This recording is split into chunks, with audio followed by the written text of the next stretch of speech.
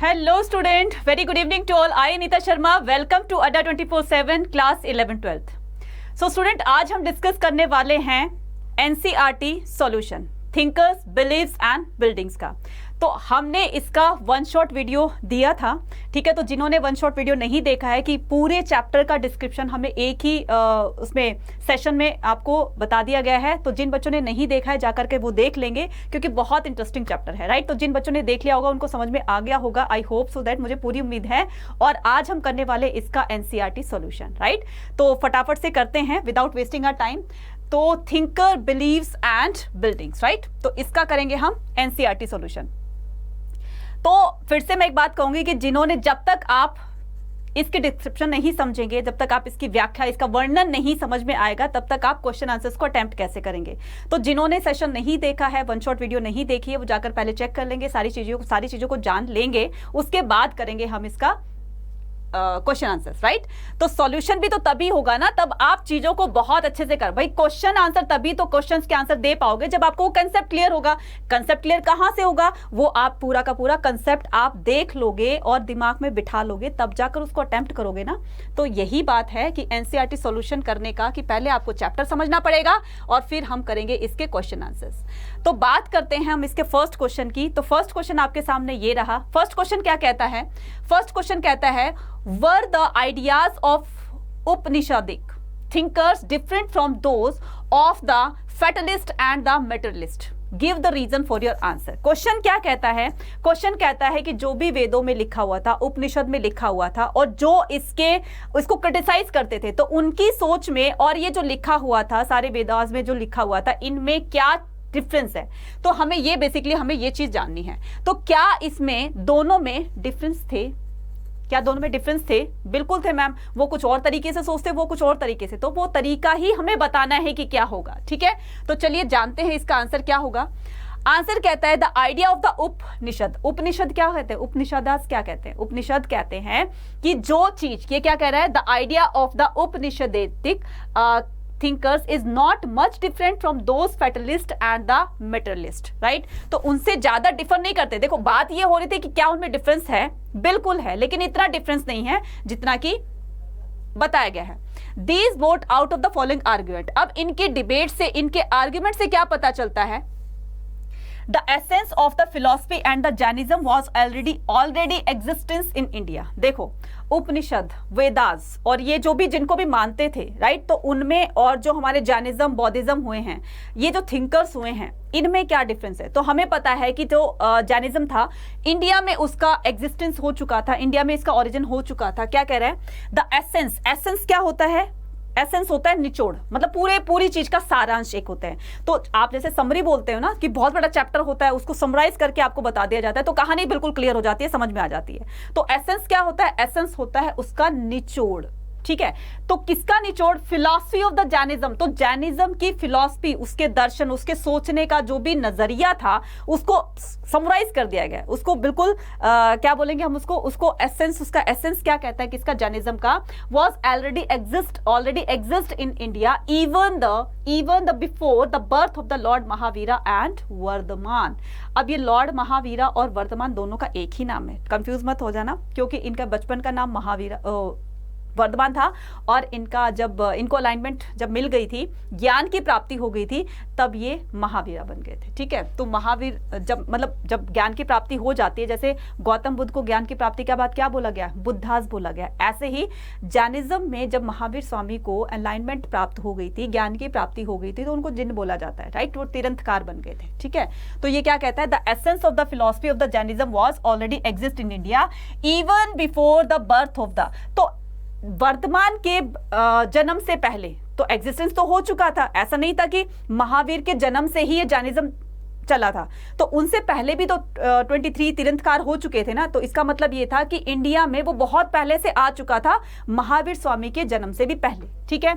अहिंसा और the non violence. अहिंसा किसको? जिसमें कोई किसी तरह की हिंसा नहीं होती है, इसीलिए तो हम ऊपर कपड़ा बांध कर चलते हैं, नंगे पैर चलते हैं, और रात के टाइम खाना नहीं खाते हैं, तो रात के टाइम खाना ना खाने का एक रीज़न होता है, क्योंकि जैसे नाइट होती है, डार्कनेस होती है, तो काफ़ी सारे क्रिएचर्स जो कीड़े मकोड़े जो उड़ने वाले होते हैं छोटे छोटे से, जो हमको दिखाई नहीं देते, वो हमारे एयर में, एटमॉस्फेयर में वो फैल जाते हैं, और जैसे हम लोग खाना खाते हैं, ब्रीदिंग करते हैं, तो वो हमारे सांस के साथ अंदर चले जाते हैं। तो जैनिज्म में फोकस किया गया है किसको? अहिंसा को। इसीलिए वो क्या करते हैं, सूरज रहते, मतलब सन के रहते वो खाना खा लेते हैं, उसके बाद नहीं खाते। तो अहिंसा पर बहुत फोकस किया जाता है ओवरऑल, अगर मैं कंक्लूजन निकालूं तो, राइट। तो अहिंसा और the non violence is the most important principle of the Jainism, but this also form the basic through out the Hindu religion, right.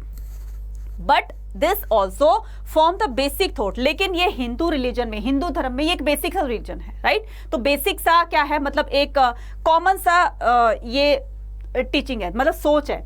Thus there is a lot of similarity between the both streams of the religions। तो मेटलिस्टिक और ये आपका क्या हो गया, federalist, तो दोनों में क्या है, मतलब जैनिज्म बौद्धिज्म में सिमिलरिटीज बहुत हैं, ठीक है, सिमिलरिटीज बहुत है, कुछ थोड़ी सी डिसिमिलरिटीज है और कुछ सिमिलरिटीज हैं, राइट। तो इनमें बहुत ज्यादा डिफरेंस नहीं है, तो दोनों ही फोकस करते हैं किस पर, अहिंसा पर। दोनों ही फोकस करते हैं किस पर, कि किसी को मतलब एक अच्छे मार्ग पर चलना, कर्म जैसा करेंगे वैसा ही हमें फल मिलेगा, तो वो कर्मास पे ज्यादा ध्यान देते थे। तो बहुत ज्यादा डिफरेंस नहीं है। तो give reason for your answer. तो हमें इस आंसर के, हमने इस पॉइंट ऑफ व्यू से हमने क्या कर दिया है, दोनों को डिक्लेयर कर दिया है। एक बार फिर से जानेंगे, the ideas of the Upanishad thinkers is not different. तो इसमें उपनिषद में और क्या करें, उपनिषद इज नॉट, तो उपनिषद की थिंकर्स इज द, अब ये उपनिदेशिक थिंकर कौन से होते हैं, ये बच्चे लॉर्ड महावीरा हो गए और आपके गौतम बुद्धा हो गए, ठीक है। और जो वेदों को क्रिटिसाइज करते थे, वेदों में लिखी हुई बातों को उन्होंने क्वेश्चन किया कि ऐसा है तो क्यों है, राइट। तो अब जैनिज्म और इन दोनों की बात की गई है, तो दोनों में बहुत ज्यादा डिफरेंस नहीं था, बट थोड़ा बहुत डिफरेंस था, वो डिफरेंस इसमें बता दिया गया, ठीक है। नेक्स्ट क्या कहता है, Upanishad believes that teach karmas theory. मैंने अभी क्या बताया था, वो हमेशा कर्म पर फोकस करते थे कि जैसा कर्म करोगे वैसा फल मिलेगा, अच्छे कर्म करोगे तुम्हारा ये वाला जन्म भी अच्छा होगा और आने वाला जन्म भी तुम्हारा अच्छा होगा। तो वो किस पर फोकस करते थे, वो करते थे फोकस कर्म पर, राइट, कर्म की थ्योरी पर। दे means it means man and women should act, not worry about the getting rewards. ये सोचकर नहीं करना हमें कि हमें इसका फल हमें ये मिलेगा, बस तुम अच्छे काम किए जाओ, फल की चिंता छोड़ दो। कृष्ण भगवान ने क्या कहा है, कर्मण्येवाधिकारस्ते मा फलेषु कदाचन, ठीक है। कर्म करते जाओ, फल की चिंता मत करो, फल देने वाला तो भगवान है, अच्छे कर्म करोगे तो अच्छा फल मिलेगा, ठीक है। हाँ, थोड़ी बहुत मुझे संस्कृत भी आती है, ठीक है। चलिए, तो act and not worry about the getting rewards. Fatalist also believed in that. Fatalist कौन होते हैं, फेटलिस्ट होते हैं जो इन चीजों पर विश्वास करते हैं, किस पर, कर्म पर विश्वास रखते हैं, अच्छे अच्छे कामों पर विश्वास करते हैं, जो वेदों को क्रिटिसाइज करते हैं, क्वेश्चंस करते हैं, राइट। तो fatalist also believed in the idea of work without thinking on the consequences. Consequences का मतलब क्या होता है, रिजल्ट होता है, परिणाम होता है। परिणाम चाहे कुछ भी हो, हमें कर्म करना है, ठीक है। हम अच्छा कर्म कर रहे हैं, ये सोचकर नहीं करना कि हम अच्छा कर रहे हैं तो इसका रिवॉर्ड हमें अच्छा ही मिलेगा। अरे तुम कर्म की चिंता क्यों कर रहे हो, तुम फल की चिंता क्यों कर रहे हो, तुम कर्म करो, तुम पढ़ाई करो, पढ़ाई अच्छे से करोगे तो तुम्हारा रिजल्ट अच्छा आएगा, ठीक है, क्लियर। अब बोलोगे मैडम ये तो हम ये सोचकर पढ़ाई करते हैं ना कि हम अच्छी पढ़ाई करेंगे तो रिजल्ट अच्छा आएगा। बच्चे बिल्कुल साफ क्लियर है, नहीं पढ़ोगे बोर्ड में मार्क्स कम आएंगे, नहीं पढ़ोगे जो भी एग्जाम देने जाओगे तो उसमें मार्क्स कम आएंगे और फिर थोड़ा सा तुम्हें हर्ट होगा। तो जिस चीज की तरफ आप बढ़ रहे हो उस पर आप फोकस कीजिए, चाहे वो आपका कोई भी एग्जाम हो, ठीक है। तो ये आपका कर्म है, ये आपकी एक्टिविटीज है, ये आपका वर्क है कि आप जितना उस पर फोकस करेंगे उतना ही ज्यादा अच्छा रिजल्ट मिलेगा, ठीक है। तो रिजल्ट की चिंता छोड़ दीजिए, बस पढ़ते जाओ पढ़ते जाओ पढ़ते जाओ, रिजल्ट ऑटोमेटिकली अच्छा आ जाएगा आपका, ठीक है। तो क्या कह रहा है, there is a lot of similarity between the two. बहुत सारी सिमिलरिटीज है इनमें। Both the fatalist and the materialist believe that human beings are made, ठीक है। Human beings are made of the 4 elements. तो ह्यूमन बींग्स मतलब कि जो हम लोग जो बने, ह्यूमन बींग्स जो हैं उसको बनाने में मतलब काफी सारे एलिमेंट्स यूज किए गए। कौन कौन से, देखिए, believe that human beings are made. तो ह्यूमन बींग्स को भगवान ने बनाया, हम लोगों को भगवान ने बनाया, ठीक है। और क्या हो गया, of 4 elements that is earth, water, sky, air and fire. इन चीजों से ह्यूमन बींग्स का ओरिजिन हुआ है। कैसे, देखिए ह्यूमन बींग्स आर मेड, तो किन किन चीजों से बना है? Four of elements, these are earth जहां पर हम रहते हैं, पानी, water, sky and air and fire. भाई ये चीजें बहुत जरूरी है, इन्हीं की वजह से तो इंसान धरती पर टिका हुआ है ना। ये चीजें नहीं रहेगी तो इंसान नहीं रहेगा, तो ये चीजें कहीं ना कहीं उससे रिलेट कर रही हैं, बिल्कुल ठीक है। नेक्स्ट करते हैं, thus we are inclined to agree that idea of the Upanishad thinkers fire not much the different form of the fatalist and the materialist, right? तो इसमें बहुत ज़्यादा डिफरेंस नहीं है, दोनों ही कर्म पर फोकस करते हैं, दोनों ही एक्टिविटीज़ पर फोकस करते हैं, दोनों ही चाहते हैं कि सारे काम अच्छे हो तो उनका रिजल्ट भी अच्छा ही मिलेगा, ठीक है? तो बहुत ज़्यादा डिफरेंस नहीं है। तो ये थे उपनिषद और फेटलिस्ट और मेटलिस्ट में, राइट? नेक्स्ट क्वेश्चन आता है, summarise the central teaching of Jainism.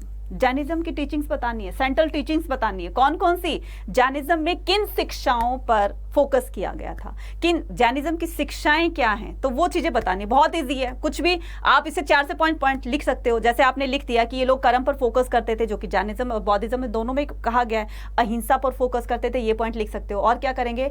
और 2 पार्ट्स में डिवाइड हो गया था, मतलब 2 पार्ट्स में डिवाइड हो गया, वो एक अलग चीज होगी। लेकिन जैनिज्म की टीचिंग्स में जो चीज आती हैं, चोरी नहीं करना, अहिंसा पर फोकस करना, किसी पराये धन को, किसी पराई मतलब कुछ भी एक्साइटेड की पराये प्रॉपर्टी पर नजर नहीं डालनी है, ठीक है? तो ये सारी चीजें इसमें कंसिडर की जाएंगी, सारी चीजें सोची जाएंगी।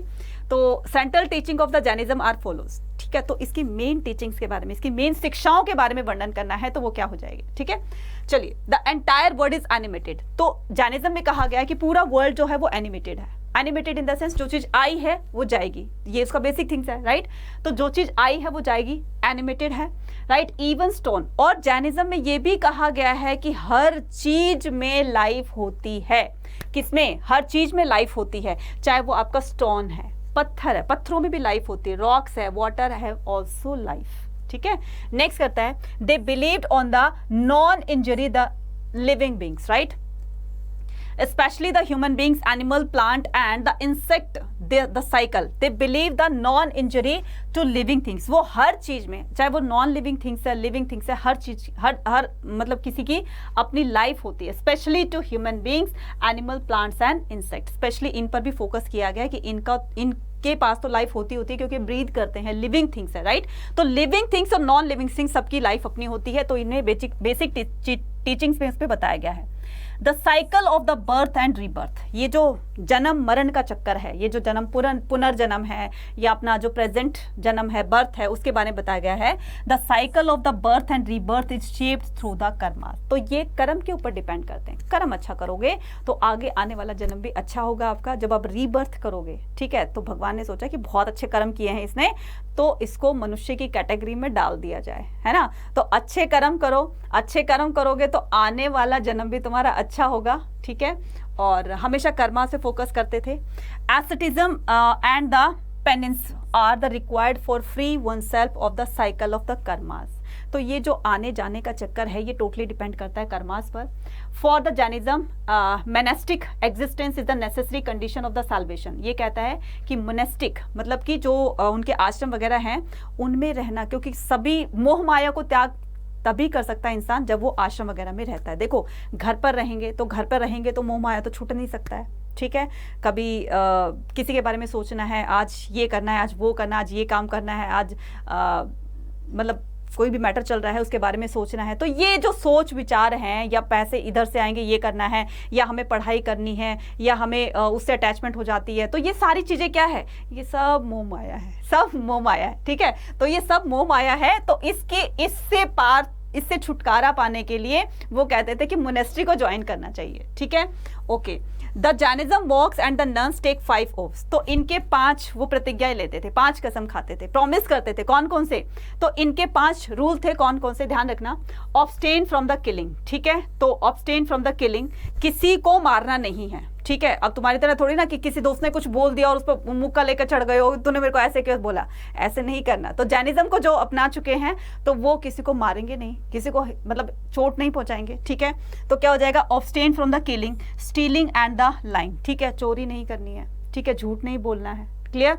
और क्या हो गया, to observe the celibacy, right, तो to observe the celibacy and to abstain the processing the property, right, तो किसी चोरी ना करना, और क्या बताया है, किलिंग ना करना, स्टीलिंग ना करना, झूठ नहीं बोलना, और क्या करना है, ब्रह्मचर्य का पालन करना, ठीक है। अरे ब्रह्मचारी वो नहीं होता है कि किसी मतलब किसी XYZ की किसी लड़की को देखना है, मतलब नहीं देखना है, तो वो ब्रह्मचारी नहीं होता, या शादी ना करना ब्रह्मचारी नहीं होता बच्चे। ब्रह्मचारी मतलब होता है कि अपने जो हमारी सेंस ऑफ ऑर्गन्स है उनको कंट्रोल करना, ठीक है, उनको कंट्रोल करना है। और जैसे हमारे पहले क्या होते थे, बड़े बड़े ऋषि मुनि होते थे, बड़े बड़े ऋषि मुनि तपस्या लगी रहती थी, ठीक है, तपस्या में रहते थे, और उनकी तपस्या को भंग करने के लिए कई बार भगवान को भी अवतार लेना पड़ता है। भाई ऐसा नहीं है कि तपस्या कर दी और ये उसमें सक्सेस हो गया, पास हो गया, तो फिर भगवान इनको मतलब कि वरदान दे देंगे कि तुम्हें जो भी चाहिए वो ले सकते हो, ठीक है, वरदान देना पड़ेगा क्योंकि उन्होंने तपस्या करी है। तो ब्रह्मचारी ऐसा नहीं कि बहुत सुंदर सी लड़की तुम्हारे सामने आई या बहुत सुंदर सी चीज तुम्हारे सामने आई और उसके प्रति आप अट्रैक्ट हो गए हो, ठीक है, तो वो उस कंट्रोलेशन पावर को क्या करना है, हमें कंट्रोल करना है, दैट इज कॉल्ड ब्रह्मचारी, ठीक है। अब क्या हो गया, to abstain from the possessing the property, right, और किसी प्रॉपर्टी पर भी बुरी नजर नहीं डालनी है, ठीक है। अभी बच्चे, मुझे पता है कि बच्चे बहुत ही एक अलग वे में उसको ले जा रहे होंगे, लेकिन ये बच्चे ये बौद्धिज्म जैनिज्म की टीचिंग्स हैं, ठीक है, तो यही आपकी बुक में लिखा गया और यही मैंने बताया है, ठीक है। चलिए, discuss the role of the Begum Bhopal preserve at stupa at Sanchi.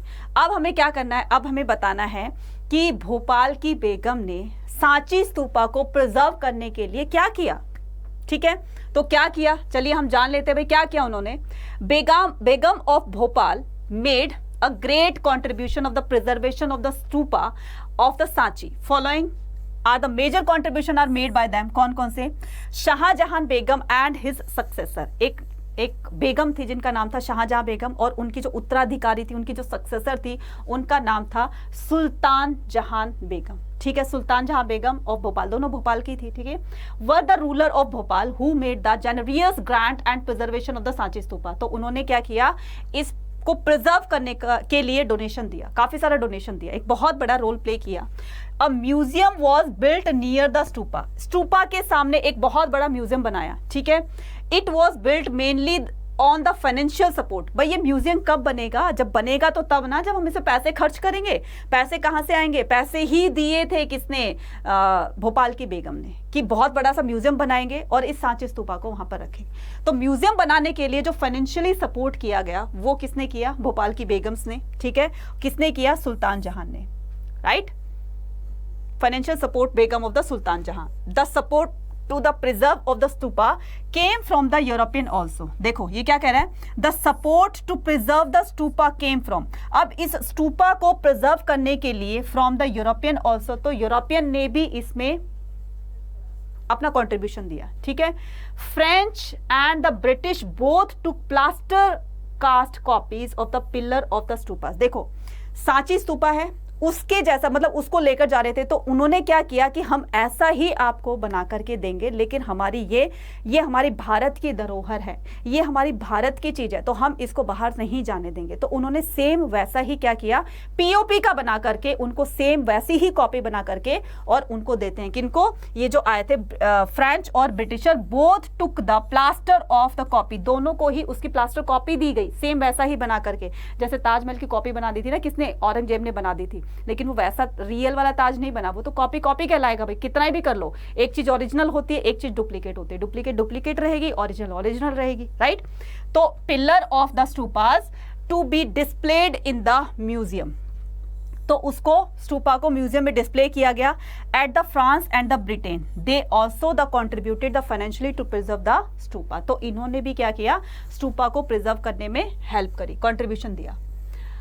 Next question है आपका, read the short inscriptions and the answer. तो आपको ये छोटा सा पैराग्राफ पढ़ना है, इस छोटे से पैराग्राफ में बहुत से छोटे से क्वेश्चन आंसर्स हैं, वो हम करेंगे। तो पहले इस पैराग्राफ को पढ़ लेते हैं। तो पैराग्राफ क्या कहता है, in the year 33 of the Maharaja, 33 की बात हो रही है, इन द ईयर ऑफ 33, 1 2 3 4 ऐसे वाले। अभी तो क्या चल रहा है, 2023 चल रहा है ना, तो 33 ईयर की बात हो रही है, ठीक है। In the 33 years, 33 years of the Maharaja Huvishka, Kushan ruler, ये कौन थे, कुशान रूलर थे, right. In the year 33 of the Maharaja Huvishka Kushan ruler थे, in the first month of the hot season on the 8th day, गर्मियों का दिन था, ठीक है, गर्मियों के दिन में मतलब एक सीजन होता है ना, तो क्या कह रहा है कि इन the first month of the hot season, गर्मियों का जो फर्स्ट मंथ होता है उसके 8th डे पर a Bodhisattva was set up the Madhuvanika by the bhikkhunis the Dhanavati the sister of the sisters daughters, उनकी बहन की बेटी, ठीक है। तो the sister daughters of the bhikkhunis of the Bodhimata who known the Tipitaka, ठीक है, हु नोन द तिपिटिका, उसको तिपिटा के नाम से जाना जाता था। The female pupil of the bhikkhunis Bala, right. तो ये क्या थी, वो भिकुनीज कौन होती है, भिकुनीज होती है जो मॉन्क बन चुकी होती हैं। भिकुज होते हैं जो मेल मॉन्क होते हैं, जो फीमेल मॉन्क होती है उनको भिकुनीज बोला जाता है, राइट। तो ये कौन थे, pupil of the bhikkhus Bala who known as the Tipitaka together with her father and mother. तो उसने भी अपने मम्मी पापा के साथ में इस मोंक में रहना एक्सेप्ट कर लिया था और इनको क्या कहा जाने लगा, इनको तिपिटिक कहा जाने लगा। How did the Dhanvati date her inscription, तो धनवती का जो डेट है इंस्क्रिप्शन पर वो कैसे लिखी गई है, ठीक है, तो ये बताएंगे हम इसमें। तो Dhanavati dated her inscription that he placed the inscription of the Madhuvanaka, ठीक है, Madhuvanaka in the first month of the, तो इसमें बताना है कि वो कौन सी डेट थी जब उसने बोधिसत्व को एक्सेप्ट किया था, मॉन्क बनना एक्सेप्ट किया था, तो उसके बारे में बताना है, जो हमने फर्स्ट लाइन क्रिएट करी थी यहाँ पर, राइट। तो कौन सा हो गया आपका, देखो गर्मियों का हॉट सीजन का फर्स्ट मंथ था, उसके 8th डे पर की बात कर रही है। तो 8th day Bodhisattva was set up the Madhuvika by the bhikkhunis Dhanavanti, right. चलिए नेक्स्ट करते हैं। Why do you think that she installed an image of the Bodhisattva, तो आपको क्यों लगता है, वाई डू यू थिंक, तो सोचने पे क्या लगता है, शी इंस्टॉल एन इमेज, तो वाई डू यू थिंक कि आप ऐसा क्यों सोचते हो, she install an image of the Bodhisattva, तो उसने बोधिसत्व की इमेज को, राइट, क्यों इंस्टॉल किया, मतलब क्यों उसको अपने रूम में रखा, या क्यों उसकी मतलब मॉन्क बनना उसने एक्सेप्ट किया था, क्या रीजन था उसके पीछे। तो रीजन क्या था बच्चे, यहां पर देखेंगे हम। आई थिंक दैट, हमारे विचार से हम क्या कहते हैं, she bhikkhunis the Devavanti install an image of the Bodhisattva to show that Mahayana sect of the Bodhis was become the popular day by day. उसने, भाई देखो, हम किसी भी चीज, भगवान की मूर्ति रखते हैं, तो उस मूर्ति के रखने का क्या रीजन होता है, मूर्ति के रखने का रीजन होता है कि हम उस पर्टिकुलर गॉड के डिवोटीज हैं। शिव की मूर्ति रख ली है, या भगवान राम की मूर्ति रख ली है, हनुमान जी की मूर्ति रख ली है, तो ये जो मूर्तियां हैं, डिटीज हैं, कुछ भी इमेज है, ये हमने क्यों रखी है, जिससे शो होता है कि हम उनके भक्त हैं। बिल्कुल सही बात है। तो ऐसे ही उन्होंने क्या किया, ये जो धनवंती थी, इन्होंने बोधिसत्व की प्रतिमा को, बोधिसत्व क्या होता है, भगवान बुद्ध की मूर्ति होती है, तो इन्होंने उस मूर्ति को वहां पर रखा और उनकी डिवोटीज बनना स्टार्ट कर दिया, मतलब उनकी फॉलोवर बन गई, राइट, मॉन्क बन गई।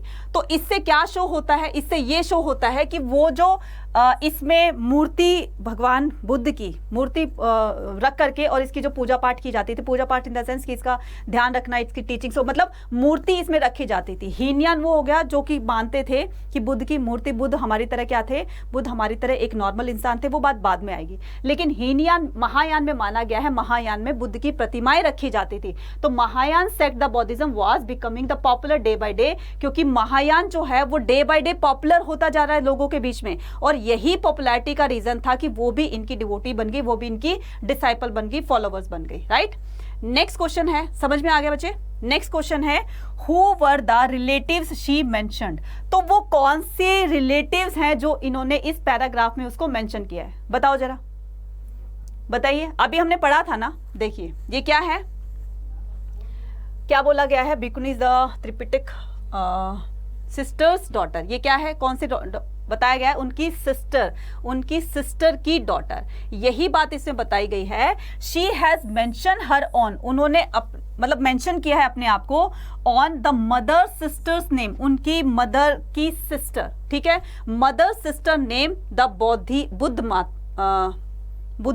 बौद्धमिता, ठीक है, जिनका नाम क्या था, उनकी मदर की सिस्टर कौन हो गई, मासी हो गई, जिनका नाम क्या था, जिनका नाम था बौद्धमिता, ठीक है, बुद्धमिता।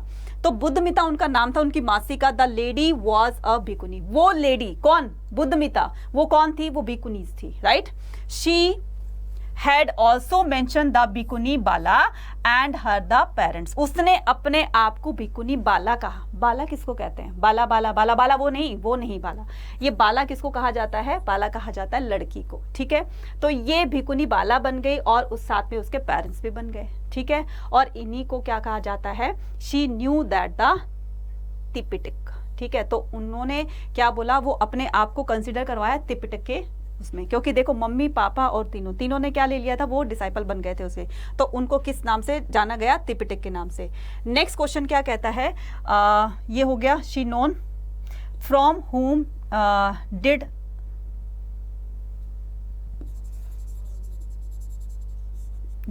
फ्रॉम हुम did she learn this text. तो ये टेक्स्ट के बारे में, ये चीजों के बारे में, बुद्ध के बारे में उन्होंने कहां से सीखा? ठीक है, तो कहां से सीखा? She learn the text from the bhikkhunis. तो ये जो टेक्स्ट है, ये जो लाइनें हैं, ये जो पैराग्राफ है, ये जो वर्डिंग्स है, ये कहां से सीखी इसने? ये सीखी text from the bhikkhunis Buddhamitra who was female pupil of the Bala, ठीक है। तो उन्होंने कहां से सीखी? जो उनकी मासी जो डिसाइपल बन चुकी थी बोधिसत्व की, वहां से मिली। और बाला किनको कहा जाता है? उस छोटी लड़की को। तो उनकी मासी ने जब देखा कि छोटी सी लड़की जो है वो जब भिकुनी बन सकती है तो मैं क्यों नहीं बन सकती, तो ये जो भी डिस्क्रिप्शन, ये जो वर्डिंग सिखाई गई है, ये उन्होंने वहां से एक्सट्रैक्ट की है, वहां से जानी है। और ये उनकी शिष्य बन गई थी, शिष्या बन गई थी, फीमेल शिष्या, ठीक है, किसकी? बाला की। Why do you think women and men join the संघ? आप मतलब आपके विचार से क्या लगता है कि जो मैन वुमेन, जो स्त्री और पुरुष थे, वो संघ को क्यों ज्वाइन करते थे? संघ का मेंबर क्यों बनना चाहते थे, मतलब क्यों बन गए थे? तो जाहिर सी बात है कि मोह माया से, सांसारिक जो भी बंधन होते हैं, उनसे छुटकारा पाने के लिए वो संघ को ज्वाइन कर लेते थे। और बौद्धिज्म में इतने ज़्यादा हार्ड रूल नहीं थे जितने जैनिज्म में थे, सिंपल सी वो थी। तो लोग इसीलिए भी इसको पॉपुलर मतलब मानते थे, राइट। तो रीजन क्या है इसका? The main reason why man and women join the sanghas could be follow. तो क्यों उसको फॉलो किया? संघ को क्यों मेंबर उसके बनना चाहते थे? Many of the wanted the renounce the worldly pleasure. तो यहाँ पर मिलकर एक अलग ही जीवन का आनंद मिलता है, ठीक है। जीवन का आनंद मिलना सर, ये टेंशन, ये पढ़ाई वढ़ाई, ये कमाना, ये खाना, ये कुछ किसी तरह की टेंशन नहीं होती है। और बिल्कुल टेंशन लेस जो जीकर मतलब वहां जाकर हम अपना जीवन व्यतीत कर सकते हैं। They could study the Buddhist literature, right. तो वहां पर बुद्धिस्ट की लिटरेचर को रीड किया जाता था, ठीक है। तो बुद्धिस्ट टेक्स्ट जो होती हैं उनको रीड किया जाता था, जो भी उनकी टीचिंग्स होती थी, या गौतम बुद्ध ने जो भी उपदेशों में कहा तो उनके उपदेशों को पढ़ा जाता था। And the philosophy of the staying that the company other the Monks. और उनको बताया जाता था कि बाकी के जो मॉन्क्स हैं, मैं मॉन्क्स हूँ, बाकी तो और भी होंगे संघ में, तो आपस में मिलजुल कर रहना है, किसी तरह का कोई डिस्क्रिमिनेशन नहीं होता है वहाँ पर। मैनी पीपल एंटर द संघा बिकम द प्रिस्ट, ठीक है, become the priest and the teachers of the बौद्धिज्म। तो बहुत सारे ऐसे होते थे जो संघ को ज्वाइन करते थे, जब संघ में एंटर करते थे तो वो या तो टीचर्स बन जाते थे। तो टीचर्स कौन होते हैं? जो बुद्ध की शिक्षाओं को लोगों को बताते हैं, वो टीचर्स हो गए। जैसे मैं आपको बता रही हूँ, ठीक है, मैं आपकी क्या हो गई, मैं हिस्ट्री टीचर हो गई, तो मैं आपको हिस्ट्री पढ़ा रही हूँ। तो ऐसे ही बौद्धिस्ट टेक्स्ट जो होते हैं, बौद्धिज्म की जो भी टीचिंग्स होती है गौतम बुद्धा की, तो उनको लोगों को बताना, that is called the Buddhist teacher. And the priest, उसमें से कोई वो भी बन जाते हैं, प्रिस्ट भी बन जाते हैं, पुजारी टाइप में बन जाते हैं, जो कि बुद्ध की प्रतिमा को डेली जो है वो साफ सफाई करना, पूजा पाठ करना, ये करना वो करना, तो वो प्रिस्ट भी बन जाते हैं, ठीक है। नेक्स्ट आता है all were consider the equal and the previous social identity was the renounce, right. They were consider the equal and the previous social identity. तो ऐसा नहीं था कि बिल्कुल ही वो घर बार छोड़ करके, और वहां पर ऐसा नहीं था कि बिल्कुल लिंक खत्म हो जाएगा उनके अपने पेरेंट्स से, अपने घर वालों से बिल्कुल लिंक खत्म हो जाएगा। तो दोनों बैलेंस करके चलते थे, ठीक है। और द एनवायरमेंट ऑफ द संघा वॉज डेमोक्रेटिक, राइट। तो डेमोक्रेटिक क्या होती है? डेमोक्रेसी कंट्री में रह रहे हो ना, डेमोक्रेटिक कंट्री में रह रहे हो, सबको इक्वल समझा जाता है। सेम यही संघ के रूल थे कि वहां पर डेमोक्रेटिक रूल चलता था कि जो चीज है वो सबके लिए है, जो चीज नहीं है वो किसी के लिए नहीं है। सारे रूल रेगुलेशन को फॉलो, चाहे वो अमीर फैमिली से रिच फैमिली से बिलोंग करता हो या फिर पुअर फैमिली से बिलोंग करता हो, सबके लिए नियम एक जैसे हैं। यही तो कहती है democracy. The decision making with the sanghas, तो जो भी डिसीजन मेकिंग लिया जाता था संघ में बेस्ड ऑन द वोटिंग करवाई जाती थी। बताओ भाई, तुम इस बात से एग्री करते हो? जी वोट करेंगे, ठीक है, वोट करवाई जाती थी। अगर वोट मेजॉरिटी में चली गई तो क्या हो जाती थी, वो बात मान ली जाती थी, ठीक है। This attracted many, they took the life of the संघा, इसीलिए लोग क्या करते थे, संघ को ज्वाइन करते थे, ठीक है। To what extent does the knowledge of the Buddhist literature help in understanding the sculpture at the Sanchi? क्या है? To what extent does the knowledge of the Buddhist literature, तो बुद्धिस्ट लिटरेचर को जानने के लिए, हेल्प इन अंडरस्टैंडिंग, उसको समझने के लिए, the sculpture of the Sanchi किस तरह से हेल्पफुल रहा, ठीक है। तो ये बात करेंगे हम इस क्वेश्चन में। बुद्धिस्ट लिटरेचर हेल्प टू, तो बुद्धिस्ट लिटरेचर क्या होते बच्चे? अब आप हिस्ट्री पढ़ रहे हो, अगर हिस्ट्री की बुक नहीं होती तो कहां से जानते? तो वो अगर किसी भी चीज के बारे में जानते हो तो उसका रिटन कंटेंट तो आपके पास होना चाहिए, उस चीज की नॉलेज तो होनी चाहिए आपको। तो बुद्धिस्ट टेक्स्ट को समझने के लिए, बुद्धिस्ट लिटरेचर को समझने के लिए और उसको क्या करने के लिए, उसको इंप्लीमेंट करने के लिए बुद्धिस्ट टेक्स्ट ने किस तरह से हेल्प की, तो अंडरस्टैंडिंग में हेल्प की कि क्या था बौद्धिज्म, क्या था। तो Buddhist literature have to understanding the sculpture at the Sanchi, तो बुद्धिस्ट लिटरेचर में सांची के स्कल्पचर को भी मेंशन किया गया है इन द फॉलोइंग वे। कैसे? The scene at a northern gateway, देखो सांची स्तूपा है, ठीक है, सांची स्तूपा है, तो ये बताया गया है the scene at the northern gateway, तो नॉर्थ साइड में गेट जो होता है, एंट्रेंस गेट जो होता है, उसमें क्या किया गया है, at the first side seems to be depicted the ruler scene, तो उसमें नदर्न साइड में दिखाया गया, नदर्न वाले गेट पर दिखाया गया है, ये जो आपका नॉर्थ साइड में गेट होता है, यहां पर दिखाया गया है रूलर का सीन, ठीक है, रूलर सीन दिखाया गया विद थैच द हट एंड द ट्री, तो एक ऐसा प्लेस दिखाया गया है, वहां पर एक पर्सन को मूर्ति रख दी गई है वहां पर, और उसमें बताया गया है कि उसके चारों तरफ नेचर है, ठीक है, नेचर है, हट है और ट्री है। However the historian after studying the sculpture carefully, तो इस स्कल्पचर क्या होता है, देखो आप में से बहुत सारे बच्चे किसमें गए होंगे, ये जो आश्रम है ना, कौन सा आश्रम है दिल्ली में, ठीक है, तो वहां पर गए होंगे, वहां पर पूरी लॉर्ड बुद्धा की एक एक चीज उसमें दिखाई गई है, पूरी इंडियन हिस्ट्री दिखाई गई है, ठीक है। तो हिस्ट्री दिखाई गई है उसमें, कहां पर क्या हुआ था, स्टार्टिंग कहां से हुई थी और कहां आज तक कहां पर है, तो पूरा उसको पिक्चराइज किया गया है। वो आश्रम का नाम ही याद आ रहा है मुझे, कौन सा था, दिल्ली में है, ठीक है। तो क्या था, a scene that the northern gateway the first site seems to be ruler scene with thatch huts and the trees. However the historian after the studying the sculpture होता है जो पत्थर की मूर्तियां बनी होती है, उसको देख करके, भाई देखो सीधी सी बात है कि आप कहीं भी कोई पोस्टर देखते हो, ठीक है, कोई मूर्ति देखते हो और किसी भी चीज का वो एडवर्टीजमेंट देखते हो, तो उससे कुछ ना कुछ तो पढ़ करके, देख करके कुछ ना कुछ तो दिमाग में आता होगा। तो वो जो सीन वहां पर दिखाया गया है, स्कल्पचर बनाकर, स्कल्पचर के थ्रू वहां पर दिखाया गया है, तो उस स्कल्पचर को केयरफुली रीड आउट किया जाता है, राइट। अब कोई भी पैसेंजर आपके सामने से जा रहा है, कोई भी अननोन पर्सन है, तो जब आप उसको देखते हो, थोड़ी देर देखते हो, तो उसके बारे में थोड़ी बहुत तो सोच आती होगी ना कि वो किस टाइप का इंसान होगा। तो उसके फिजिकल अपीयरेंस से आप थोड़ी सी गेस कर सकते हो कि उसका बिहेवियर या उसका चलने के ढंग से, उसके बात करने के ढंग से, उसके खड़े होने के ढंग से, तो कुछ ना कुछ तो आपको दिमाग में आता होगा ना। तो ये जो स्कल्पचर्स बनाए गए हैं, इनको केयरफुली रीड करके identify it is a scene from the Vessantara Jataka. तो वहां पर जो एक रूलर का सीन दिखाया गया, रूलर का जो सीन दिखाया गया, उसके साथ में हट है और ट्री है, तो उनको देख करके क्या पता चलता है, उनको देख करके पता चलता है कि ये वसिंस्तारा जातक से ली गई हैं। वसिंस्तारा जातक क्या होता है, गौतम बुद्ध की जो शिक्षाएं हैं, राइट, तो उनमें से एक एक्सट्रैक्ट को लिया गया है। तो ये पूरा का पूरा सीन जो है वो कहीं ना कहीं से बिलोंग करता है बुद्धिज्म से, ठीक है।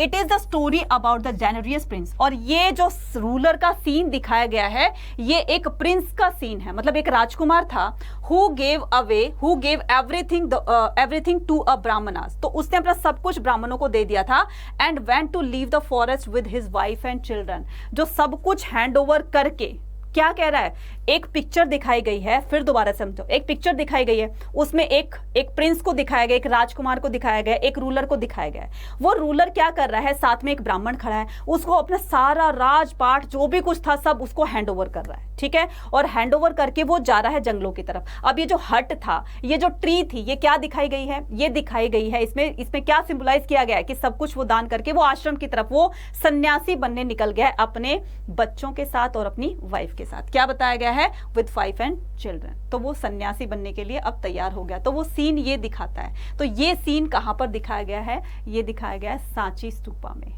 ठीक है, क्लियर, बात समझ में आ गई। अब the art of the historian acquire the familiarity with biographies of the Buddha in order to understand Buddhist sculpture, right? तो ये जो sculptures, बार बार जो वर्ड आ रहा है ना sculpture, इसको ये समझना है आपको कि पत्थर की मूर्तियां होती है। दीवारों पे पूरी एक दीवार है, पूरी पूरी एक रॉक है, उस रॉक से दीवार बनाई गई और उसी रॉक की दीवार पर ही पत्थरों से कारी की गई है, पत्थरों से चित्रकारी की गई है, राइट? तो पत्थरों के अंदर ही जो चित्रकारी की गई है उसको बोला जाता है क्या, उसको बोला जाता है sculpture. According to Buddha's biographies, तो बुद्ध की बायोग्राफी, बुद्ध की जीवनी से रिलेटेड बताया गया है। Buddha attend the alignment while meditating under the tree. तो वो जो ट्री है वो बताया गया है कि बुद्ध को जहां पर बोधि ट्री के नीचे जो उनको अलाइनमेंट गेन हुई थी, उनको ज्ञान की प्राप्ति हुई थी, तो उस वृक्ष के नीचे हुई थी जिसको कहा गया है बोधि ट्री, राइट? और क्या बताया गया है, मेनी अर्ली स्कल्पचर, और क्या बताया गया है, जो पत्थरों से वो जो ट्री बनाया गया है वो बोधि ट्री है जहां पर गौतम बुद्ध को ज्ञान की प्राप्ति हुई थी मेडिटेशन के थ्रू, राइट? तो वो ध्यान मग्न हो गए थे, एटलीस्ट उन्होंने आखिरकार क्या हुआ, आखिरकार उनको ज्ञान की प्राप्ति हो गई। और वो कहते हैं ना, चांदनी रात थी और पूर्णिमा के दिन उनको ज्ञान की प्राप्ति हुई, और जैसे उनको ज्ञान की प्राप्ति हुई वैसे उनको जीवन की सच्चाई का पता चला कि एक्चुअल में लाइफ क्या है। Showed the Buddha's presence through the symbol such as the empty seat. अब ये जो मेडिटेशन है वो वहां पर सांची स्तूपा में ये भी दिखाया गया है कि एक एम्प्टी सीट है। उस एम्प्टी सीट का मतलब क्या होता है कि गौतम बुद्ध ने जब मेडिटेशन किया था, राइट, तो उसको एम्प्टी सीट के थ्रू बताया गया है कि मेडिटेशन को एम्प्टी सीट से कंसिडर करना है। स्टूपास एंड व्हील, जहां पर उनके रैलिक्स क्या होते हैं, जहां पर उनकी डेड बॉडीज के जो भी एविडेंस बचे थे, तो उनके रैलिक्स, उनके जो एविडेंस है वो इंडिया के 8 जगहों पर उसको डिस्ट्रीब्यूट कर दिया और वहां पर उनका स्टूपास बना दिया, राइट? और क्या था, व्हील को कंसिडर किया गया है कि धर्म परिवर्तन, धर्म चक्र परिवर्तन, कि अब जो पहले वाला ट्रेडिशन आ रहा है उसको चेंज करना है, और चेंज आके लोगों की जो एक सुपरस्टिशनस जो है, मतलब एक अंधविश्वास है लोगों का, वो दूर करना है और जीवन की सच्चाई को बताना है। तो ये एक व्हील के जरिए बताया गया, जैसे पहिया घूमता रहता है ना, तो ऐसे ही हमें क्या करना है, धर्म चक्र का परिवर्तन करना है, कि जो पुराने रीति रिवाज थे तो वो क्या हो गए, उनको साइड में कीजिए और एक नई सोच के साथ आप आगे बढ़िए। तो ये व्हील को कंसिडर करता है। Such symbol can be understood only with the tradition those who produced these works of art. It may be the mentioned that one of the earliest modern histories, right, art of the history। तो ये बहुत पहले की historian जो history है उसको भी show करता है कि किस तरह से बिना कुछ कहे, बिना किसी रिटन कंटेंट के और पिक्चर्स के जरिए लोगों को बताया गया कि वाकई में ये जो पिक्चर्स है वो तुम्हें कुछ बता रही है, और इन पिक्चर्स को देख के विजिटर्स ये अनुमान लगा सकते हैं कि क्या कहानी रही होगी, क्या बायोग्राफी रही होगी किसी गौतम बुद्धास की। जेम्स हिस्टोरियन जेम्स, तो इन्होंने क्या बताया, it may be mention that one of the earliest modern art historian James, तो इन्होंने बताया कि किस तरह से वहां की आर्ट एक कहानी को बताती है। Consider the Sanchi to be the centre of the tree and the serpent worship because he was not familiar with the Buddhist literature. क्योंकि देखो, एक पर्सन था जिसका नाम था जेम्स फर्गुसन, राइट? तो जेम्स फर्गुसन कौन थे, ये एक हिस्टोरियन थे। ये वहां पर जाते, इनको नहीं पता कि बौद्धिज्म क्या था, बौद्धिज्म में लिटरेचर में क्या लिखा था, इन्होंने ना पढ़ा, ना देखा, ना सुना, ना कुछ नहीं था। जस्ट वो विजिट करने के लिए गए। वहां पर विजिट करते टाइम उन्होंने देखा कि दीवारों पर पूरी की पूरी पिक्चराइजेशन की हुई है, स्कल्पचर्स बनाए हुए हैं, पत्थर की मूर्तियों से बताया गया है कि उनके गौतम बुद्धा के जीवन की सच्चाई क्या थी, कैसे उनका बचपन था, बचपन से वो बड़े हुए, क्या क्या इवेंट उनके साथ हुए, राइट? तो वो सारी चीजें दीवारों पर आकी गई है। तो उन्होंने जाकर वो सारी चीजों को केयरफुली रीड आउट किया, केयरफुली देखा उसको, उसके बारे में जाना, और तब जाकर लोगों को बताया कि ये चीजें थी, राइट। तो with the Buddhist literature most which had not yet been the translated, लेकिन अभी उनको ट्रांसलेट नहीं किया गया है। He therefore arrived at he conclusion by the studying by the images of their own. वो ये चाहता है कि जो मैंने एक्सपीरियंस किया है, जो मैंने देखा है, मैं उसको अपनी लैंग्वेज में कन्वर्ट करके दुनिया को बताऊं, लोगों को बताऊं कि एक्चुअल में वहां पर क्या चीज है और उसका मतलब क्या निकलता है। क्लियर है बात? Discuss the development of the sculpture and the architecture association with the rise of the Vaishnavism and Shivism। अब हिंदू धर्म में हमें पता है कि वैष्णविज्म भी है और शिविज्म भी है।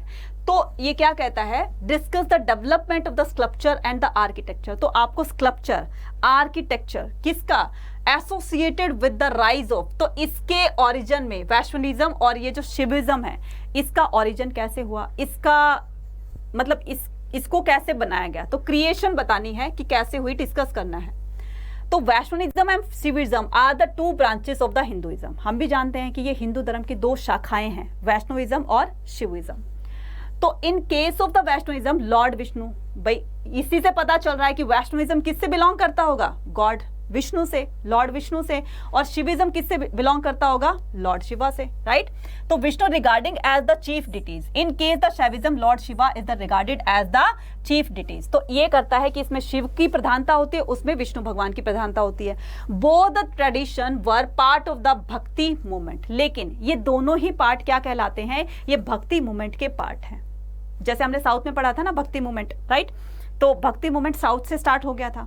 तो ये कुछ शिवाज के डिवोटीज थे जिनको नयनार कहा जाता था, कुछ शिव भगवान विष्णु के डिवोटीज थे जिनको अलवराज कहा जाता था। तो ये क्या था, ये भक्ति मूवमेंट, इन्हीं से ही भक्ति मूवमेंट चला था। तो डिवोटीज दो पार्ट में डिवाइड हो गए थे, कोई शिव जी को मानता था, कोई भगवान विष्णु को मानता था। Bhakti movement emphasized on the love and devotion of the devotees the god. तो भक्ति ये बताती है, डिवोशन ये बताता है, भक्ति की भावना बताती है कि वो अपने गॉड के लिए कितने समर्पित हैं और कितने ज्यादा उसको मानते हैं, ठीक है। और इसी से ही वो क्या बनेंगे, वो क्या करेंगे, वो लव को स्प्रेड करेंगे, वो प्यार को, वो नफरत की मतलब ये जो फीलिंग होती है उसको कम करेंगे, लोगों के साथ में जो है वो आपस में भाईचारा है, प्रेम है, ये जो कुछ है इसको स्प्रेड करेंगे। तो ये कहलाती है हमारी क्या, devotion. This tradition of the Vaishnavism the शिविज्म also impacted the tradition of the architecture and the sculpture, right. तो ये क्या बताते हैं, the tradition of the Shaivism, अब ये शैविज्म और विष्णुइज्म है, also impacted the tradition architecture, ये इम्पैक्ट, ये प्रभाव भी डालते हैं किस पर, आर्किटेक्चर एंड द स्कल्पचर। तो वो जो स्कल्पचर, जो मूर्तियां बनाई जाती हैं और जो स्ट्रक्चर, जो आर्किटेक्चर मतलब मंदिरों को बनाने का एक पैटर्न होता है ना कि किस स्टाइल में बनाया जाता है, तो ये उस पर भी इंपैक्ट डालती है। The temple developed in the house of the deities, जो मंदिर बनाए जाते हैं उसको कहा जाता है ये भगवान का घर है, यही बात बताई गई है ना, house of the deities. The initial temple were small and the simple, जो बहुत पहले जो मंदिर बनाए जाते थे बहुत छोटे होते थे और बहुत ही सिंपल होते थे। फिर जैसे जैसे बड़े बड़े राजा आए, चक्रवर्ती सम्राट आए, उन्होंने अपनी पावर को शो करने के लिए उसमें अपार पैसा लगाया, उसमें अपार धन खर्च किया, बहुत सारा पैसा लगाया, उसमें बहुत बहुत ज़्यादा डेकोरेट किया। विजिटर्स आते हैं वहाँ पर, उस टेम्पल को देखते हैं, तो उस टेम्पल को देखने से अंदाजा लग जाता है कि वो कितना पावरफुल रूलर रहा होगा, ठीक है। अब क्या आता है, the temples developed the house of deity, the initially temple were small and simple, was a small room called the garbhagriha. तो उसको क्या कहा जाता है, जहां पर मेन डिटीज को रखा जाता है उसको गर्भगृह कहा जाता है, मैंने कल अच्छे तरीके से बताया था उसको। Later it expanded the tall structure built on the top, that is garbhagriha. और ये जो आपका मैंने कल बताया था, आपको फिर से एक बार बता देती हूँ कि ये जो टेम्पल है, ठीक है, ड्राइंग मेरी अच्छी नहीं है, इस पर ध्यान मत देना, ठीक है। तो ये क्या हो गया, ये टेम्पल है। अब टेम्पल का मेन गेट क्या कहलाएगा, टेम्पल का मेन गेट कहलाएगा गोपुरम। ध्यान से देखना, फिर से बता रही हूँ, जब टेम्पल के मेन एंट्रेंस गेट से जब हम उसको एंटर करेंगे अंदर की साइड, तो एक बड़ा सा हॉल आएगा, इस बड़े से हॉल को कहा जाता है मंडप। क्या कहा जाता है, मंडप। और यहाँ पर मंडप को क्रॉस करके यहाँ पर एक छोटा सा रूम आएगा जहाँ पर मेन भगवान की मूर्ति रखी जाती है, उसको क्या कहा जाएगा, उसको कहा जाएगा गर्भगृह, उसको क्या कहा जाएगा, गर्भगृह। और ये जो टॉप पर ये जो है, इस गर्भगृह के बिल्कुल ठीक ऊपर एक चोटी पर ये जो झंडा फहराता रहता है, इसको बोलेंगे हम शिखर। क्या बोलेंगे, शिखर, ठीक है, इसको बोलेंगे हम शिखर, ठीक है। The wall at the temple were decorated with the स्यूटर्स सोन, जो उनकी वॉल जो होती हैं वो कलरफुल होती हैं, बहुत ही फूल पत्तियां हैं, उस पर बहुत सारी अच्छी अच्छी चित्रकारी की गई होती हैं, तो बहुत ब्यूटीफुली इसको डेकोरेट किया जाता है। Soon temple were built that had a huge entrance and the big hall comfort the visitor. बहुत बड़ा सा हॉल होता है, ये हॉल होता है जहाँ पर विजिटर्स आते हैं, थोड़ा रेस्ट करते हैं और यहीं पर भी भजन कीर्तन होता रहता है। तो ये थे इसके वैष्णविज्म और शैविज्म का structure. Many of the temple were curved out of the rock. बहुत सारे टेम्पल्स ऐसे हैं जो कि एक ही रॉक को काटकर बनाई गई है। जैसे महाबलीपुरम एक ऐसा टेम्पल है, वन ऑफ द टेम्पल की बात कर रही हूँ, ऐसा टेम्पल है जो एक पूरी की पूरी चट्टान थी, उस चट्टान के अंदर ही कहीं पर आपको कहीं ज्वाइंट नहीं दिखाई देंगे, राइट। तो उस पत्थर को काट काट कर वो टेम्पल बनाया गया है, उस पर पत्थर से ही कारीगरी की गई, चित्रकारी की गई है। तो महाबलीपुरम आप इसका एग्जांपल दे सकते हैं। तो पूरा एक रॉक काट कर उसको बनाई गई है। These artificial caves were turned into the temples, right. तो उससे क्या बनाया गया है, उसी से ही गुफाएं बनाई गई है, उसी से तो इसी से ही, इन गुफाओं से ही उसको कन्वर्ट कर दिया गया किसमें, टेम्पल्स के अंदर, कि भाई पत्थरों को काटा गया है, पहले काटने से फिर वो क्या बन गए, एक केव का उसने मतलब एक केव की फॉर्म में आ गए, उस केव से ही क्या बना दिया, टेम्पल बना दिया, राइट। अब क्या हो रहा है, the tradition of the article caves, right, article caves is old who had the renounce of the world. तो ये वर्ल्ड का एक अट्रैक्शन बन गया है, बाकी किसी में, इंडिया के अलावा बाकी कहीं ऐसा नहीं है कि टेम्पल को पूरा का पूरा एक रॉक कट दिया गया है, राइट। तो the most important were the आजीविका। इनमें से बताया गया है कि इनमें जो केव्स बनाई गई है, जैसे अजंता एलोरा केव्स जो हैं, वहां पर पूरा गौतम बुद्धा की पिक्चराइजेशन की गई है। तो उन्हीं केव्स में से बताया गया द मोस्ट वर दैट, कौन से, क्या केव्स की बात हो रही है, Ajivika, that developed the sect during the region of Ashoka. तो अशोक के रीजन में ये बनाया गया था कौन सी, Ajivika caves, right. Later a good example of the rock cut temple that is Kailashnath temple. Kailashnath temple भी रॉक कट करके बनाया गया है। कब बनाया गया था, ये बनाया गया था 8th सेंचुरी में। It was curved out a single piece of rock, पूरा एक सिंगल पीस था रॉक का, उसी को काट करके इसको बनाया गया Kailashnath temple. There is a copper plate inscription, जो इसके इंस्क्रिप्शन है, इसकी दीवारों पर जो लिखा गया है, तो वो कॉपर प्लेट पर लिखा गया है। तो इसकी दीवारों पर कॉपर प्लेट लगाइए, वहां पर इंस्क्रिप्शंस लिखे हुए हैं। इंस्क्रिप्शंस क्या होते हैं, जो भी जो अच्छी अच्छी बातें होती है धर्म से रिलेटेड, मतलब जो इंस्पिरेशनल थॉट्स होते हैं, वो वहां पर लिखे गए हैं, ठीक है। There is a copper plate inscription at the temple Ellora, ठीक है। तो copper plate Ellora, where as the sculpture explain how did I make it. वहां पर क्या बताया गया है कि कैसे ये बनाई गई।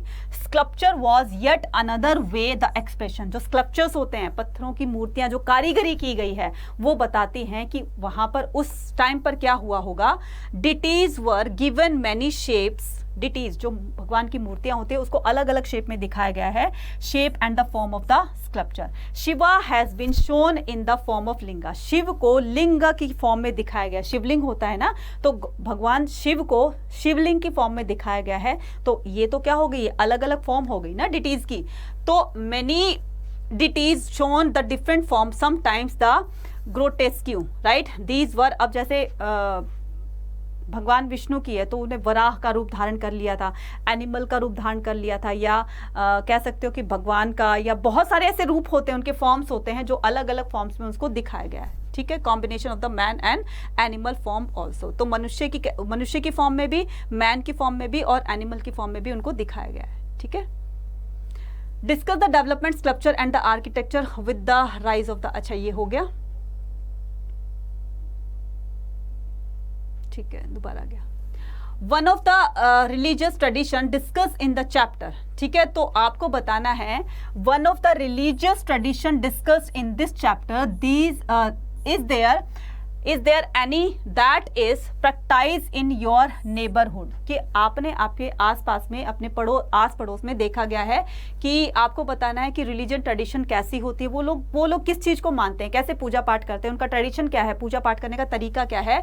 What are the religious text, तो उनके पास मान लीजिए कोई मुस्लिम लोग रहते हैं आपके यहाँ, तो उनका ट्रेडिशन कुछ और होगा, उनकी बुक जो होली बुक होगी वो कुरान होगी, कुरान में क्या क्या बातें लिखी गई है। तो इस तरह से आपके आस पड़ोस में भी अलग अलग तरह की एक्टिविटीज होती होंगी, वर्शिप्ड होते होंगे अपने अपने कल्चर को लेकर के, religion text use today, right, and how are the preserved and the transmitted, तो वो किस तरह से उनको प्रिजर्व रखा गया है, सुरक्षित रखा गया है पुराने टाइम से चलकर अभी तक वो एज इट इज ट्रेडिशन चलता आ रहा है। और are image used in worship, क्या वो पूजा करने में किसी डिटेल्स की या कोई मूर्ति रखते हैं? कई बार ऐसा होता है कि हम पड़ोस के घर में, भाई जैसे हम लोग करते हैं वैसे होता है, हो सकता है कि आपके पड़ोस में कोई मुस्लिम लोग रहते हों लेकिन वो मूर्ति पूजा नहीं करते क्योंकि अल्लाह की तो कोई मूर्ति उन्होंने रखी नहीं है। तो इसमें कहता है are image used in worship, if so are these similar or the different from those described in this chapter, describe the building used for the religion। तो आपको रिलीजन की, जैसे मुस्लिम्स कहाँ प्रेयर करने के जाते हैं, मॉस्क में जाते हैं, हम लोग कहाँ जाते हैं, टेंपल में जाते हैं, गुरुद्वारा में जाते हैं, वो लोग चर्च में जाते हैं, तो अलग अलग टेंपल्स की फॉर्म हो गई है, राइट। तो activities today comparing them with the early stupas and temple, तो उनको कंपेयर करना है पहले के जो स्तूपास बन गए हैं उनसे और हमारे टेम्पल से, ठीक है। चलिए, this chapter discuss the religion tradition of the ancient India which included the Hinduism, Jainism, बौद्धिज्म and so on. तो हम डिस्कस करते हैं 3 चीजों पर, हिंदुइज्म, हिंदू धर्म, जैन धर्म और बौद्धिज्म पे, एंड सो ऑन, बहुत सारी हैं। As I live in the world city of Delhi I have seen the people practise, मैं दिल्ली में रहता हूँ या दिल्ली में रहती हूँ, तो मैंने बहुत सारे ऐसे अलग अलग तरह के पूजा पाठ करते हुए मैंने लोगों को देखा है। द रिलीजियस टेक्स्ट बुक, उनकी अपनी रिलीजियस टेक्स्ट बुक होती है, religion preserved at the kept the great respect, जो उनकी होली बुक होती है बड़े ही रिस्पेक्टफुली, बड़े आदर सम्मान के साथ उनको रखा जाता है बहुत अच्छे तरीके से। They have been translated in the many language including the many regional language of the country, और उनकी जो लैंग्वेज है, जैसे जिस एरिया की, जिस स्टेट की जैसी लैंग्वेज होगी उसको अलग अलग भाषाओं में उसको कन्वर्ट किया गया है ताकि लोग उसको ज़्यादा से ज़्यादा समझ सकें और उसमें जो भी शिक्षाएं दी गई हैं, जो भी बातें उसमें लिखी गई हैं, लोग उसको फॉलो कर सकें, ठीक है। Now they are also preserved in the form of the CD। अब इसको प्रिजर्वेशन, इसको CD की फॉर्म में भी, अब टेक्नोलॉजी का जमाना है, अब वो बुक वगैरह तो कौन ले लेकर घूमेगा, तो इसको CDs की फॉर्म में भी लोगों को सुनाया जाता है ताकि लोग उसको प्ले कर दें और सुनते रहे। भाई पढ़ने और पढ़ाने का टाइम तो इतना है नहीं लोगों के पास, तो चलते फिरते काम करते करते वो प्ले कर लेते हैं और उसको सुनते रहते हैं, तो इससे भी काफी इम्पैक्ट पड़ा है। तो images are also used by the worshippers of the religion, right. तो इसको वर्शिपर को मतलब अलग अलग तरीके से भी अपनी अपनी पूजा पाठ करने का तरीका भी अलग होता है। तो the Hindu deities have almost the same images has they in the past, same हमारे हिंदुओं की क्या है, सेम डिटीज है, मतलब same deities in the sense की जो पहले जो शिव और भगवान शिव की, कृष्ण की, राम जी की और भगवान दुर्गा माता की, तो जैसे पहले मूर्तियां थी वो आज भी वैसी चलती आ रही है, राइट। तो पूजा वैसे ही चलती आ रही है। Jainism and the Buddhist also use the images, उसमें भी इमेजेस यूज होती है, उनकी भी मूर्ति पूजा होती है, जैनिज्म की में भी होती है और गौतम बुद्धा की भी होती है। Temple are used by Hindus, temples को हिंदू यूज करते हैं, बुद्धिस्ट एंड जैन्स, ठीक है, बुद्धिस्ट एंड जैन्स ऑल्सो। तो मॉस्को, आपको पता है कि पूरे इंडिया में एक ही जैन टेम्पल है, वो है पुष्कर में, राजस्थान में, है ना। और मथुरा में आप देख रहे होगे कि बौद्धिज्म टेम्पल्स बहुत हैं, तो जहाँ पर गौतम बुद्ध की प्रतिमा को रख करके वहाँ पर पूजा पाठ की जाती है, और हमारे हिंदुओं के टेम्पल तो बहुत है, ठीक है। तो mosque are made by the Muslim, ये जो मॉस्क होते हैं मुस्लिम से बनाए, churches for the church Christians, and the structure of these area different but some similarities to, structure अलग अलग होते हुए भी लेकिन यहाँ पर सिमिलरिटीज भी तो हैं कि हम एक तरह से डिवोशन दे रहे हैं अपने गॉड को, एक तरह से हमारी जो भक्ति भावना है वो गॉड के लिए समर्पित है, ठीक है। तो ये क्या हो गया आपका आंसर। चलिए जी, finally we have completed our NCERT solution, ठीक है। और इस बच्चे की तरह आपको भी क्या करना है, स्टे मोटिवेटेड रहना है, ठीक है। स्टे मोटिवेटेड एंड पॉजिटिव, हमेशा पॉजिटिव सोचोगे, पॉजिटिव करोगे तो पॉजिटिव रिजल्ट ही मिलेगा, ठीक है। तो उम्मीद करती हूँ सारे क्वेश्चंस आपको समझ में आ गए होंगे, ठीक है। और क्वेश्चन आंसर समझ में आ गए, लेकिन अगर जिनको नहीं आया तो वो जाकर के पहले इसकी 1 शॉट रिकॉर्डेड वीडियो देख लेंगे, तो सेशन देख लेंगे जाकर के, सारी पूरी की पूरी चैप्टर की डिस्क्रिप्शन एक ही सेशन में डाल दी गई है, तो वहाँ जिन्होंने नहीं देखी है वो जाकर देख लेंगे। और ये थे आपके आज के क्वेश्चन आंसर्स, ठीक है। तो उम्मीद करती हूँ दोनों चीज़ें आपको समझ में आ गई होंगी, और समझ में आ गई तो कॉमेंट सेक्शन में लिख कर जरूर बताइएगा। आप लोग कमेंट सेक्शन में कॉमेंट लिखने में बहुत ज़्यादा कंजूसी करते हैं, तो कंजूसी नहीं करनी है, आपको सिर्फ लिखना है यस नो, कैसी लगी आपको क्लास सेशन, कैसा लगा, समझ में आया, तो जस्ट एक कमेंट ही तो लिखना है। आपके कमेंट से ही हमें मोटिवेशंस मिलती हैं, ठीक है। टीचर्स तो आपको मोटिवेशन दे देते हैं, लेकिन आप लोगों की तरफ से हमें मोटिवेशन कहाँ से मिलती है? वो मिलती है हमें कमेंट से, ठीक है, आपके सब्सक्राइब से, आपके क्या बोलेंगे उसको, मतलब ऐप डाउनलोड किया, सब्सक्राइब किया, आपने दूसरों को शेयर किया, ठीक है, तो यहां से ये हमारे सोर्स ऑफ मोटिवेशन होते हैं। तो इसमें आपको कंजूसी नहीं करनी है। आई होप सो कि आप अपनी टीचर को ओबे करेंगे। और जिन्होंने चैनल को सब्सक्राइब नहीं किया है, तो इसी तरह से हमारी वन शॉट वीडियोज आती रहेंगी और हर चैप्टर की वन शॉट वीडियोज आएंगी और एनसीईआरटी सोल्यूशन आएंगे। साथ साथ में आपको इनके साथ साथ में आपको एमसीक्यूज भी करवाए जा रहे हैं, ठीक है। तो बहुत सारा मैटर मिलने वाला है आपको, लेकिन ये मैटर तब मिलेगा जब आप इसको सब्सक्राइब करोगे चैनल को, और फिर आगे फर्दर आपको क्लासेस मिलती रहेंगी, ठीक है। और एक गुड न्यूज, एक बहुत अच्छी बात ये है कि जो लोग अभी, जो बच्चे 11th में आ गए हैं, जो बच्चे 12th में हैं, तो उनके लिए भी हमने एक कोर्स लॉन्च किया है और जिसमें मैं पढ़ाऊंगी उनको हिस्ट्री ऑफ पॉलिटी, ठीक है। और जाकर के क्या करेंगे, कोर्स को परचेज करेंगे। कोर्स को परचेज करने का तरीका मैं आपको बता देती हूँ, कैसे एनरोल करना है कोर्स में। तो सबसे पहले आपको जाना है कहां पर, आपको जाना है, वेट अ मिनट, आपको जाना है गूगल क्रोम पर, ठीक है। तो जैसे ही आपने गूगल क्रोम ओपन किया, ठीक है, तो जैसे ही आपने गूगल फॉर्म, एक मिनट बचे,